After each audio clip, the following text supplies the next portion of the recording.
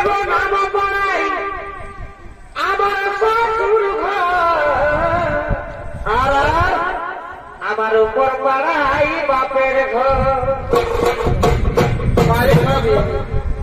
এগো মাঝে মাঝে আমার দেখো, কি হলো ভাই? এগো মাঝে মাঝে আমার দেখো এই মামা দিদির ঘর। দেখো আমাকে লাগে না,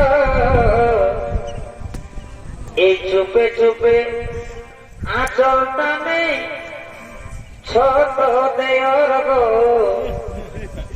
চুপে চুপে আঁচল টানে ছোট